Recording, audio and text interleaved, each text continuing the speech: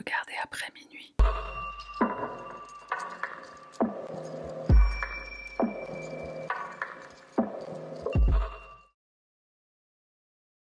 That's the worst part, is that I can't take it back. I want to, I wish I could.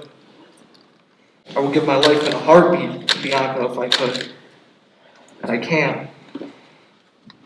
Salutations mon cher panda, moi c'est Sahara, bienvenue sur ma chaîne. Avant de commencer, cette vidéo a été réalisée en collaboration avec le leader des box repas, j'ai nommé HelloFresh. Comme tu le sais sûrement maintenant, j'ai quitté la France et cette nouvelle aventure qui démarre pour moi, elle est synonyme d'exploration, de découverte, de nouvelles rencontres. Donc t'imagines bien que me creuser la tête pour trouver des idées de plats ou passer des heures en cuisine, j'ai pas que ça à faire. HelloFresh est devenu ma meilleure amie. Si toi aussi, t'as envie de passer plus de temps à sortir, à voir tes potes, à faire ton shopping de Noël de dernière minute, ou shopping du Nouvel An aussi, HelloFresh va te faciliter la vie. Tu vas sur le site HelloFresh, en cliquant sur le lien en barre de description ou en commentaire épinglé. Déjà, avec mon code promo Minuit Fresh, tu pourras bénéficier de moins 80 € sur tes 3 premières box.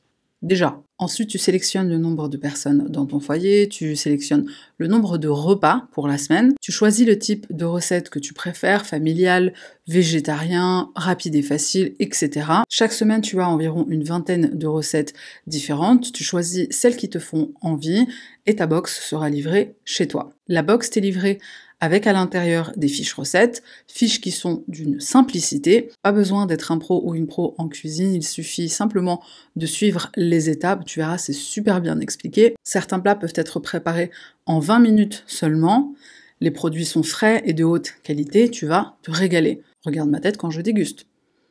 Ton abonnement peut être suspendu à n'importe quel moment, donc partir en vacances par exemple ne sera pas un problème. N'oublie pas le code promo, c'est Minuit Fresh, clique sur le lien en barre de description ou en commentaire épinglé, et trêve de blablaterie, on y va. Notre affaire se passe à Utica, dans l'état de New York, près de Syracuse. Kim et Mike, un jeune couple de seulement 17 ans, apprennent qu'ils attendent un bébé. Kim est encore étudiante, elle est terrifiée à l'idée d'être bientôt maman, et même si le timing ne semble pas parfait, Kim, malgré son jeune âge, elle a toujours rêvé d'avoir des enfants. Elle donne naissance le 2 octobre 2001 à une fille qu'elle nommera Bianca. 2 ans plus tard, elle donne naissance à une autre fille qu'elle nommera Olivia. Quelques années plus tard, en 2010, Kim décide de se séparer de son compagnon Mike, le père de ses 2 filles. Mike, c'est quelqu'un d'assez violent et ce depuis longtemps. Ce sera un peu plus tard, en 2015, que Mike sortira complètement des vies de ses 2 filles, Bianca et Olivia, et aussi bien sûr de la vie de son ex-compagne Kim. Bien qu'elle vive le départ de son père comme un énorme soulagement, Bianca se sent également abandonnée.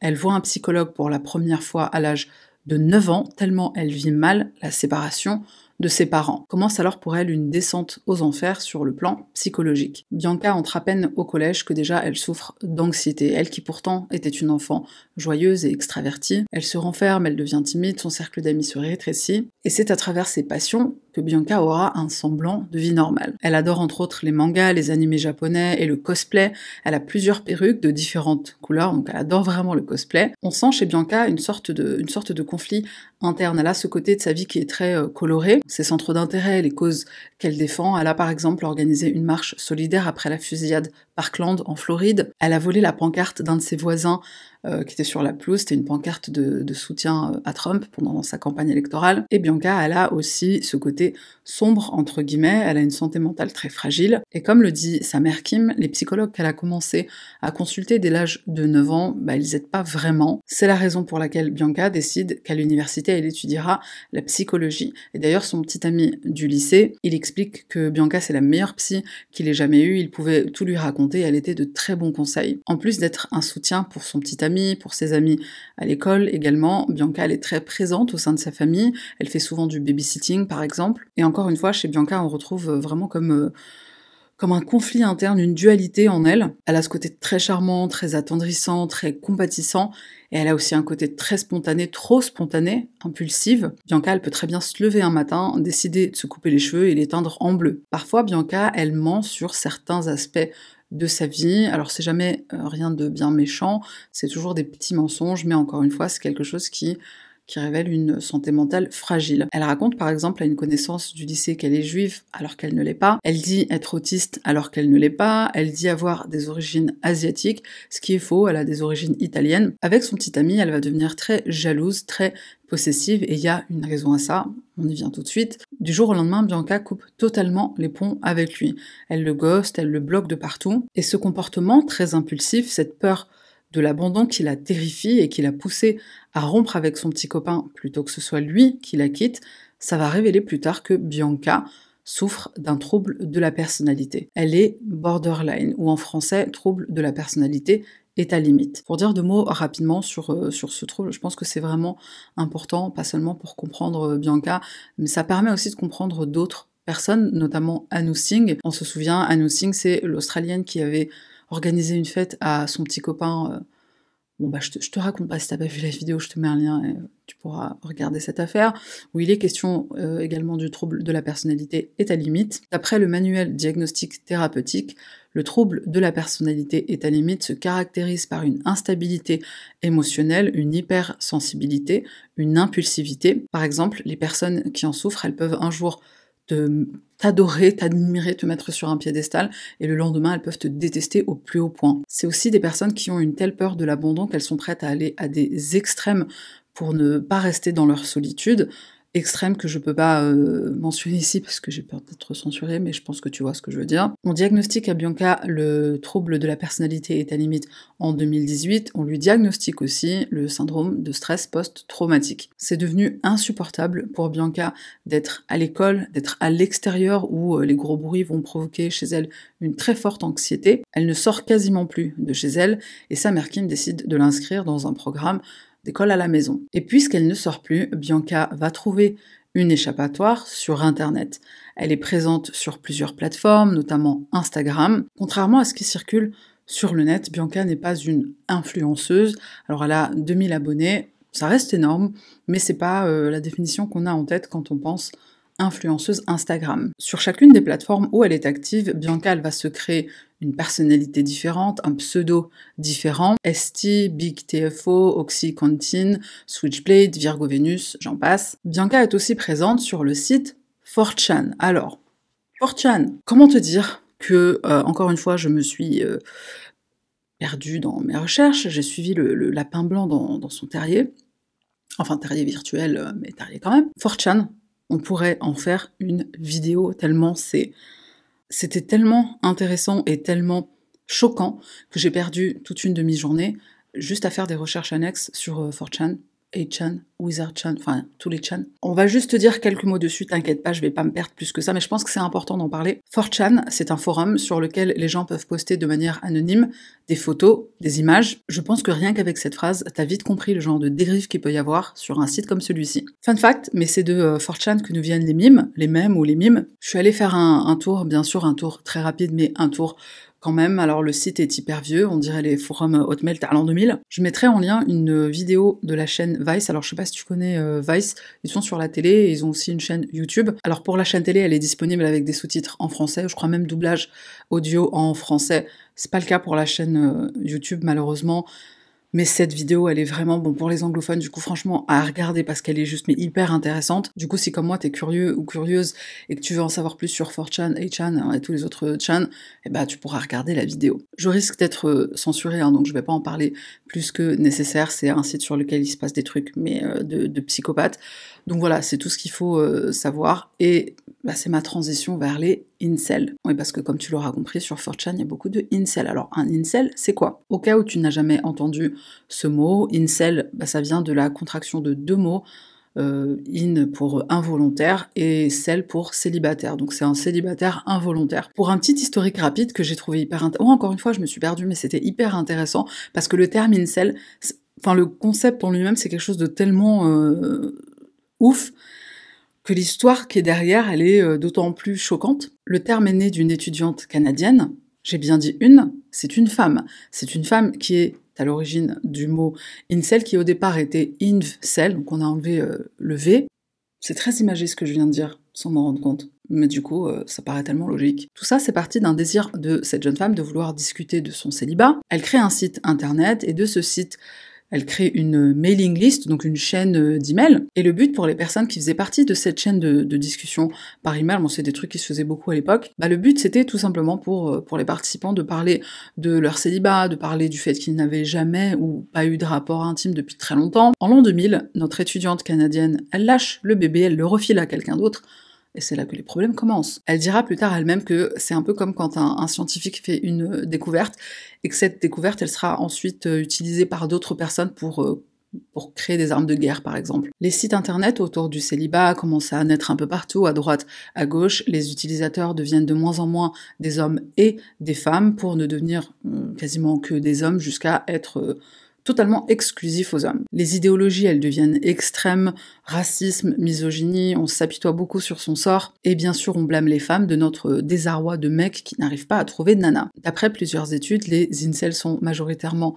des hommes blancs hétérosexuels. Ils sont en général jeunes, sans emploi, ils vivent avec leurs parents, ils sont introvertis, ils ont très peu ou pas d'amis. Après, tous les profils ne sont pas les mêmes bien sûr, c'est juste une majorité, quoi. Le mouvement incel, alors je sais pas si on peut vraiment appeler ça un mouvement, mais bon, le mouvement incel est à l'origine de plusieurs crimes, notamment des tueries de masse. Les manifestes de certains des auteurs de ces crimes ont été retrouvés sur des sites comme 4chan ou des sites comme 8chan, où on retrouve beaucoup de incels. Dans ce mouvement, on retrouve aujourd'hui une apologie de la violence, du meurtre, enfin le truc est vraiment allé hyper loin par rapport au projet de base. Revenons à Bianca. Comme je le disais, elle est présente sur certains sites, sur certains serveurs Discord, sur 4chan aussi. Je précise juste un truc, c'est que tout le monde sur 4chan n'est pas un taré, hein, donc retrouver après ce que je viens de dire sur 4chan, 8chan et sur les incels, on peut se dire, bon qu'est-ce qu'elle foutait là-bas? Tout le monde n'est pas un barge sur Internet de manière générale. Par contre, c'est vrai que ce sont des groupes, des forums, des serveurs Discord sur lesquels il y a majoritairement des hommes, il y a très peu de femmes, donc tout de suite quand on t'en voit une, surtout une qui est jolie comme Bianca, ça devient une star. Sur ce genre de plateforme, une fille comme Bianca, on l'appelle une e-girl. Alors une e-girl, en gros, c'est une fille qui aime les animés, les mangas japonais, la mode, la beauté coréenne, japonaise, les jeux vidéo, le cosplay. Et ces quelques e-girls, au milieu de tous ces hommes, elles sont souvent adulées, elles sont souvent très populaires. Certains hommes deviennent obsédés par ces jeunes femmes, par ces jeunes filles, et bien sûr, ça peut représenter un danger. Mais ça peut aussi mener à de très belles rencontres. Bianca va se faire pas mal d'amis, des femmes et des hommes. En 2016, sur un forum 4chan, elle va rencontrer un jeune homme. Ils se mettent officiellement en couple et ça va durer 2 années. 2 années qui vont être très mouvementées pour Bianca et pour le jeune homme. Il est bipolaire, il se drogue, elle est borderline, donc tout de suite ça fait des étincelles. Un jour, ce jeune homme en question pirate les réseaux sociaux de Bianca, en disant plus tard que c'est elle qui lui a donné ses mots de passe. Pendant une crise de jalousie, il va accuser Bianca de le tromper, de parler avec d'autres hommes sur internet, et pour se venger, il va publier des photos d'elle dans leur intimité. Malgré cette toxicité dans leur relation, en 2018, Bianca n'a alors que 15 ans, elle fait une fugue. Elle rejoint son chéri qui habite à Long Island, sa mère Kim qui est morte d'inquiétude, elle engage un détective privé pour retrouver la trace de sa fille. Il va la retrouver très rapidement. La police intervient pour aller chercher la jeune femme, mais quand elle voit leur véhicule au loin, elle essaye de se jeter sous les roues d'une voiture. Ça lui vaudra d'être internée dans un hôpital psychiatrique pendant 5 jours. C'est pas la première fugue de Bianca, à chaque fois elle court dans les bras de ce jeune garçon, avec qui pourtant ça se passe très mal, et comme il le dit lui-même, à choisir entre être avec lui, ce qui n'était pas une bonne chose, ou être seule, ce qui ne l'est pas non plus, elle préférait être avec lui. Encore une fois, c'est vraiment quelque chose qui est typique des personnes qui souffrent du trouble de la personnalité et à limite. On est prêt à tout pour pas être seul, on accepte beaucoup trop pour pas être seule. Bianca, à cette même période, elle va être de nouveau internée en hôpital psychiatrique, cette fois pendant 1 mois. Et ça va très bien se passer, sa famille va lui rendre visite, elle va même se faire des amis dans cet hôpital. Pourtant, à sa sortie, elle reprend les fugues. Désespérée, sa mère, Kim, lance une procédure judiciaire pour que Bianca soit placée sous supervision. Alors, je sais pas comment on appellerait ça en français, je sais pas si on a un équivalent. En gros, ce qui se passe par la suite, c'est que le juge va valider la requête de la mère de Bianca, et Bianca va être contrainte de porter un bracelet électronique. Elle finit par le casser et elle fugue de nouveau, ce qui va encore lui valoir un séjour à l'hôpital psychiatrique. Cette fois, c'est un autre hôpital, l'hôpital Sainte-Anne. Alors, c'est pas le Sainte-Anne de chez nous à Paris, c'est un Sainte-Anne à New York. Kim, la mère de Bianca, un jour, elle va lui donner une carte postale sur laquelle elle écrit les mots suivants. Si tu ne peux pas t'accrocher pour toi, accroche-toi pour moi. Si c'est la seule chose qui te maintienne en vie, fais de moi ta raison de vivre, parce que moi, je ne peux pas vivre sans toi. Bianca ne voit pas sa famille pendant quasiment toute l'année 2018 puisqu'elle est à l'hôpital. Elle finit par rentrer à la maison début 2019. En mai de la même année, elle obtient son diplôme, l'équivalent du baccalauréat. Elle se sent vraiment beaucoup mieux. Elle a hâte de commencer ses études de psychologie à la rentrée en septembre. Pendant un moment, elle se remet même avec son chéri du lycée, pas le mec de la relation toxique, son petit copain du lycée. L'année 2019, pour Bianca, c'est vraiment un tournant. Elle est sur une excellente lancée, elle a repris sa vie en main, elle a des projets, elle a un chéri, elle a renoué avec beaucoup de ses amis. Tout va pour le mieux. Bianca, qui est toujours présente sur la toile, va faire une nouvelle rencontre via Instagram.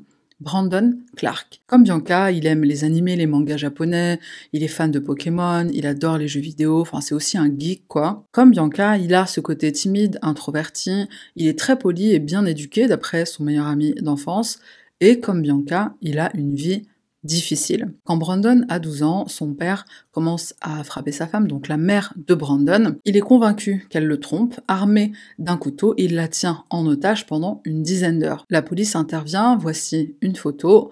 D'après mes recherches, je n'ai pas trouvé de précision quant à la présence de Brandon à la maison lors de cette prise en otage. Bon, qu'il soit témoin de ça ou pas, ça reste un événement traumatisant dans la vie d'un enfant de 12 ans, peu importe comment t'es mis au courant. Jason, le père de Brandon, est bien sûr arrêté, il fait un séjour en prison, et plus tard, c'est au tour de la mère de Brandon d'également faire un séjour en prison. Pourquoi ? Je n'ai pas trouvé l'info. Il s'ensuivra que Brandon sera placé en famille d'accueil, il ira de famille en famille, il confie ses déboires à sa nouvelle amie Bianca, il va même rencontrer Kim, sa mère.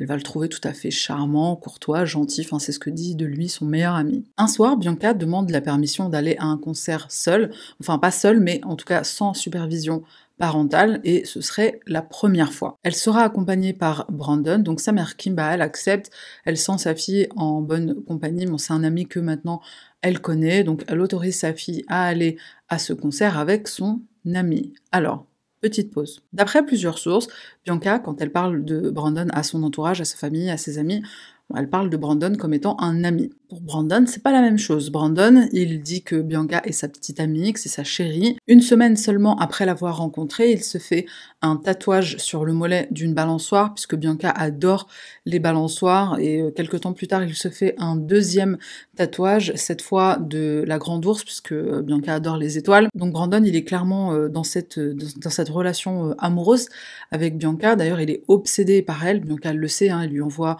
des messages hyper...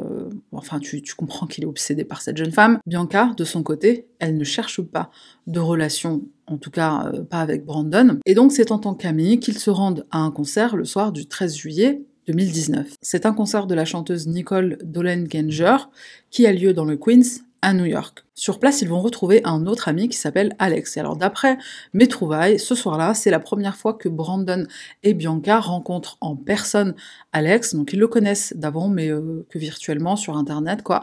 Donc là, le soir du concert, c'est la première fois qu'ils vont le voir en personne. Et ce que dit Bianca de lui à ses amis, c'est qu'elle est sous son charme, elle est sous le charme d'Alex. Alors que la jeune femme aurait dû rentrer très tôt le lendemain matin de son concert comme promis, elle ne revient pas. Un message est alors posté sur son serveur Discord. Alors rapidement, un serveur Discord, pour les personnes qui connaissent pas, pour que tu visualises mieux le truc, si vraiment tu connais pas, imagine un groupe WhatsApp dans lequel tu pourrais créer des sous-groupes par thématique, je sais pas, cinéma, manga japonais, bouffe, etc. Voilà, en gros c'est ça un serveur Discord, mais il est donc propre à Bianca, donc c'est elle qui l'a créé, et il y a plusieurs membres sur ce groupe Discord. Et un message va être posté. Désolé les connards, vous allez devoir trouver quelqu'un d'autre pour orbiter autour. Ce qu'on appelle un orbiteur sur Discord et sur aussi d'autres plateformes, c'est un homme qui gravite autour d'une femme, qui est obsédé par elle. Donc ce message, il s'adresse à quasiment tous les membres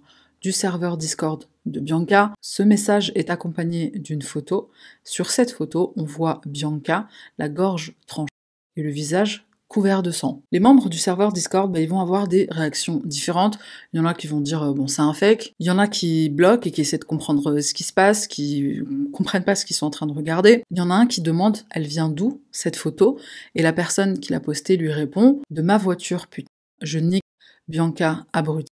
Abonne-toi à PewDiePie. Alors pourquoi la personne dit abonne-toi à PewDiePie? Encore une fois, lapin blanc, terrier, etc. J'ai trouvé un article détaillé sur la question, je vais pas m'étaler dessus puisqu'il est... Bon, il est question de certaines choses dont je ne peux pas parler parce que je serais censurée. En vrai, c'est pas si important que ça, en tout cas dans notre affaire, donc passons, mais pour les personnes qui sont curieuses, je mets un lien vers un article. On continue notre récit. Certains des amis virtuels de Bianca, alertés par cette photo des plus choquantes, vont téléphoner à la police en masse. En parallèle, des membres de la famille de Brandon appellent aussi pour signaler les images qu'ils ont vues sur sa story Instagram.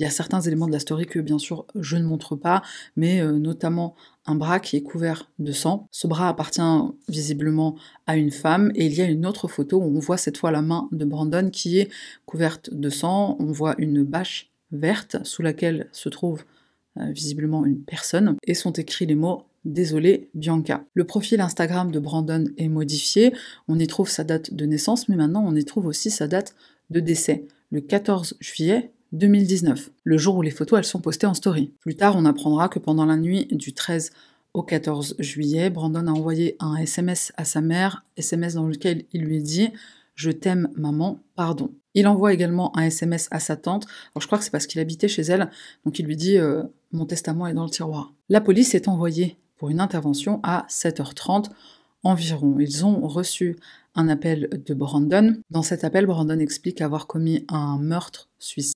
Il donne l'adresse, il est situé pas très loin du lycée que Bianca fréquentait, puis il leur dit « Bon bah faut que je raccroche maintenant parce que je dois commettre le suicide dans ce meurtre-suicide ». Quand des officiers arrivent à l'endroit indiqué, ils trouvent Brandon allongé sur une sorte de bâche de couleur verte. Près de son corps sont écrits les mots « Puisses-tu ne jamais m'oublier ». Alors plus tard, on découvrira que c'est une référence à un manga japonais. Ce manga japonais s'appelle Punpun. Je sais pas si je le prononce bien, mais apparemment c'est Punpun. Et visiblement, Bianca et Brandon avaient l'habitude de le lire ensemble. Il y a une autre symbolique dans le choix de ces mots, c'est l'histoire du manga, une sorte de Roméo et Juliette mais plus dark. Enfin, si c'est possible de faire plus dark que Roméo et Juliette. La police remarque aussi qu'il y a une musique qui est en train de jouer en boucle sur un petit haut-parleur Bluetooth. Encore une fois, il y a une symbolique dans le choix de cette chanson, dont le titre est Test Drive. J'ai oublié l'auteur, mais je mettrai sur l'écran. Dans cette chanson, il est question d'un couple au sein duquel il y a une personne qui est plus investie que l'autre, il y a une personne qui est plus amoureuse que l'autre. Près de Brandon, on retrouve aussi son ordinateur qui est en train de brûler, et son téléphone pas très loin, qui capture le tout et diffuse ça en direct sur Instagram. Dans ce téléphone, la police retrouvera plus tard une selfie qu'il a prise pour immortaliser ce moment. Cette selfie sera également postée sur son compte Instagram, alors je crois en story également, avec les mots « des cendres pour descendre » ou de la cendre à la cendre. Après avoir pris cette photo de lui-même, dans son moment le plus glorieux, Brandon aperçoit la police au loin et il commence à se trancher la gorge. Un des officiers dira plus tard qu'il a probablement pas anticipé à quel point ça allait faire mal. Évidemment, les policiers interviennent, ils le neutralisent et ils l'arrêtent, enfin ils lui mettent les menottes. Un des policiers demande « Où est Bianca ?» et Brandon répond en criant « À ton avis, putain ?» Les policiers font transporter Brandon à l'hôpital pour qu'il se fasse soigner des blessures qu'il s'est infligées à lui-même. Il survit et bien sûr il est arrêté pour le meurtre de Bianca. Bon, je pense que tout le monde a compris, le corps sous la bâche, c'est Bianca. Le lendemain, donc le 15 juillet, les policiers estimant que Brandon est en état de répondre à leurs questions, ils vont l'interroger. Dans son téléphone, il retrouve une vidéo qui a été prise par Brandon le soir du drame. Alors monsieur adore immortaliser chaque instant de sa vie. Le téléphone est positionné sur le tableau de bord, alors dans les espèces de trucs là pour porter les téléphones, c'est pendant que tu conduis, je sais pas comment ça s'appelle. Le téléphone est positionné là, et c'est comme ça que la police va découvrir toute l'horreur de ce qu'il s'est passé la nuit du 13 au 14 juillet. Sur les images, on voit Bianca qui est en train de dormir sur la banquette arrière de la voiture de Brandon. Brandon la réveille, il lui explique qu'il a des choses à dire, il n'est pas content de ce qu'il s'est passé au concert. Pendant un moment, il est parti chercher, je crois, des serviettes en papier, un truc comme ça, et à son retour, il a aperçu au loin Bianca et Alex en train de s'embrasser. Brandon, il pense être le petit copain officiel de Bianca, donc il lui fait part de son mécontentement. Ce à quoi on entend Bianca dans la vidéo, et j'insiste sur ce point-là, on entend Bianca lui répondre « on n'est pas exclusif ». Brandon, lui, de son côté, il attendait patiemment le jour où Bianca allait tomber follement amoureuse de lui. Ce soir-là, il a compris, il a vu de ses yeux que, comme Bianca lui a répété 1000 fois, elle n'est pas intéressée. Et c'est au moment où Bianca lui dit « on n'est pas exclusif » que Brandon commence à la frapper.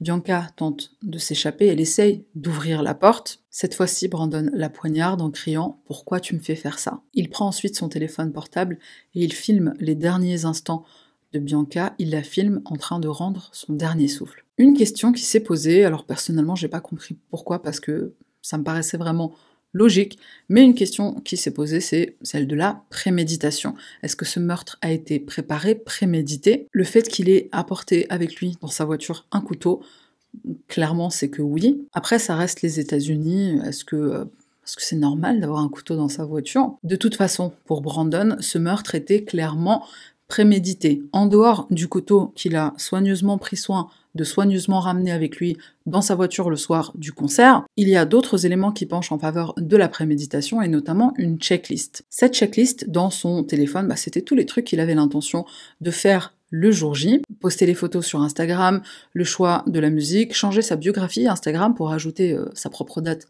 de décès. L'enquête va révéler également un historique de recherche internet fort intéressant, comment trouver la carotide, comment neutraliser quelqu'un, et du coup la question qui se pose vraiment c'est à quel moment il a envisagé ce meurtre. Est-ce que c'était plutôt dans la soirée? Est-ce que c'était la veille du concert? Quand est-ce qu'il a fait cette checklist? Le couteau qu'il avait dans son coffre, à quel moment il l'a ramené à l'arrière de la voiture? Est-ce que c'était juste avant de réveiller Bianca? Quand est-ce qu'il a acheté ce couteau? Quand est-ce qu'il l'a mis dans sa voiture? D'après mes trouvailles, la checklist elle a été créée sur son téléphone portable 2 jours avant le drame. Donc au moins 2 jours avant le drame, il avait commencé à préparer le truc. Après la mort de Bianca, certains abrutis, on va rester poli, certains abrutis ont essayé de gratter un peu de succès sur Instagram en promettant de montrer la vidéo du meurtre, donc les images qui ont été filmées par Brandon dans sa voiture avec son téléphone portable. Abonne-toi et je te montre les images de sa mort, #RipBianca.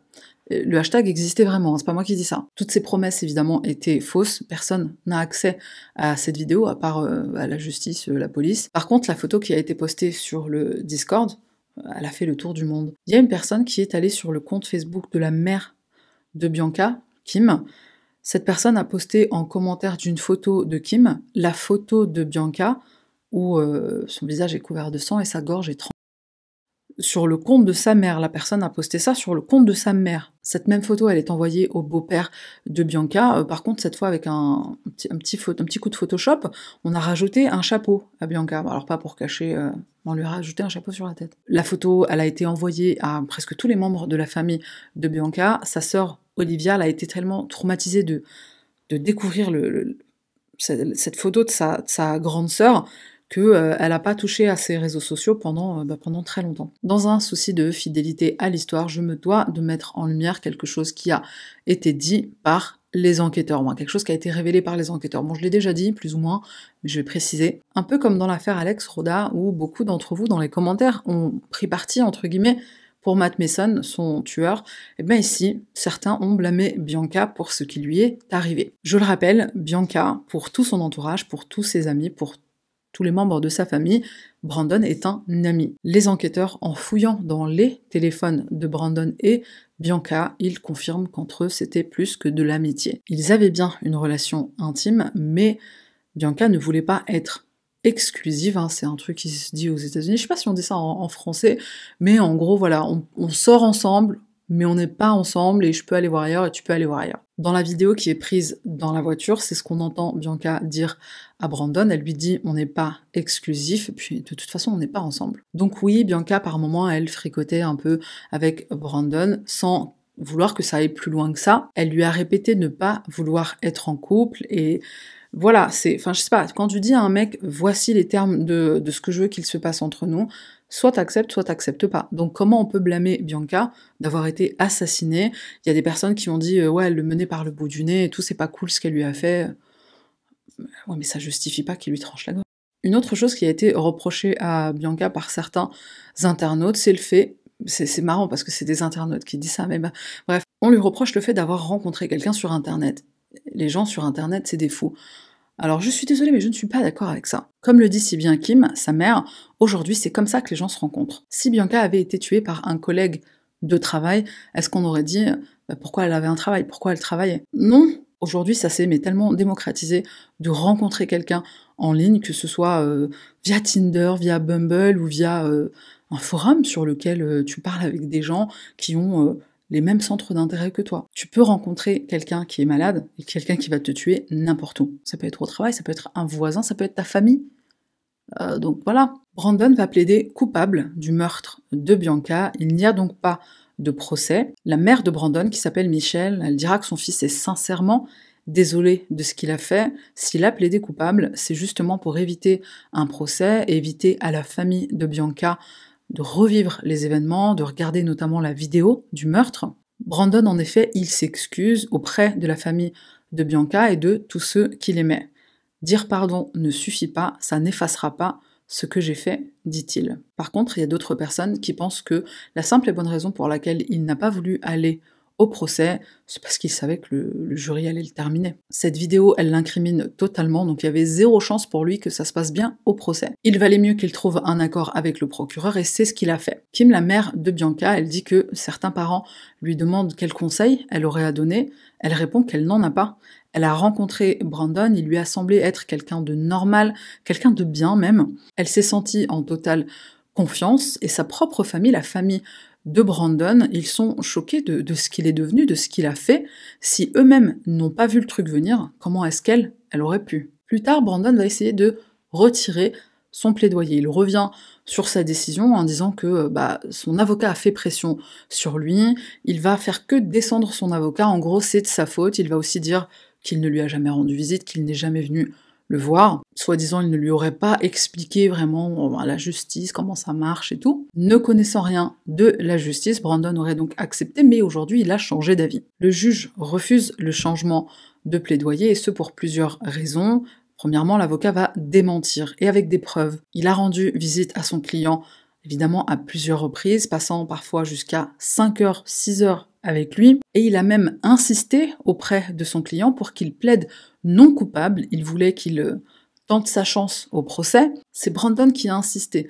Donc le juge refuse et il le condamne à une peine de prison de 25 ans à la perpétuité. D'après certaines sources, la réelle raison de ce changement d'avis, c'est une youtubeuse. Antimone Lane, de son vrai nom Alyssa Tallman, a commencé à écrire des lettres à Brandon pendant qu'il était en détention provisoire. Alyssa et Brandon deviennent amis, ils s'écrivent des lettres. Brandon lui raconte en détail le meurtre et minute par minute ce qu'il se passe dans la vidéo. Alyssa est une des premières youtubeuses à avoir parlé de cette affaire, en tout cas sur YouTube. Elle a fait énormément de vidéos sur Bianca, sur le meurtre de Bianca, sur Brandon, évidemment par les informations qu'elle collectait en échangeant, en écrivant à Brandon. C'est elle qui l'aurait incité à changer son plaidoyer, non pas parce qu'elle l'aime bien et qu'elle veut qu'il sorte de prison, mais parce qu'il y a des chaînes de télé derrière elle.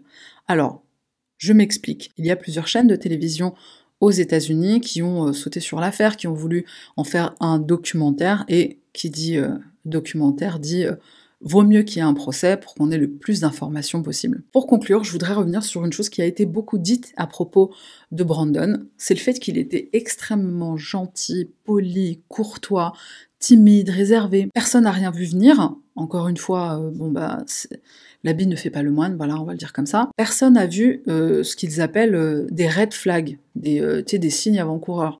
C'est pas forcément vrai. D'après son ami d'enfance, il s'est passé un truc quand Brandon avait 16 ans. Son ami d'enfance raconte qu'il a arrêté de parler avec lui, il a décidé de totalement couper les ponts avec Brandon après un désaccord. L'ami en question apprend que Brandon, qui, je le répète, a 16 ans, discute sur internet avec une fille qui a 12 ans. Son ami lui dit « Wesh, ça va pas, elle a 12 ans », ou un truc du genre. Brandon répond, et je cite « Crois-moi, vaut mieux pas que tu te mêles de ce que je fais ou de ce que tu crois que je fais tu risques de pas aimer ce que tu découvres. Fin de citation. Bon bah c'est ce que j'appelle un énorme red flag, hein, au vu de la triste popularité de la photo de sa fille qui a circulé sur tous les réseaux sociaux. Kim se bat pour faire passer une loi, la loi Bianca. Cette loi, elle a fini par être approuvée, enfin elle a été passée, je crois qu'on dit passée, donc la loi est passée, et cette loi prévoit des sanctions si on fait circuler des images d'une victime d'un crime. Crime quelconque, hein, c'est pas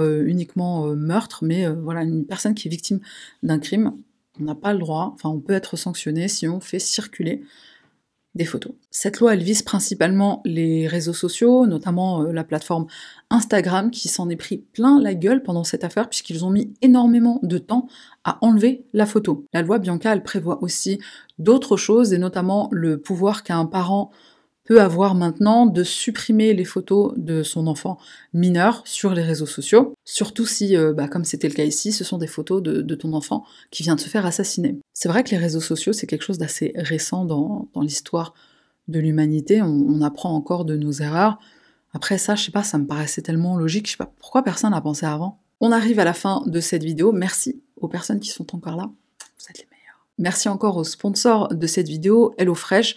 Je le rappelle, avec le code promo Minuit Fresh, tu pourras bénéficier de moins 80 € sur tes 3 premières box. Clique sur le lien en commentaire épinglé ou en barre de description. C'est tout pour moi, et on se retrouve pas la semaine prochaine pour une nouvelle affaire, parce que je rentre bientôt à Paris, donc si quelqu'un veut venir me chercher à CDG. Voilà, donc j'annonce que je risque d'être absente pendant les 2 prochaines semaines, je ne posterai pas de vidéo, je suis désolée. Bon, dis-toi que je vais te laisser le temps de digérer tout ce que tu auras consommé à Noël et au Nouvel An. Voilà. Voilà, bye.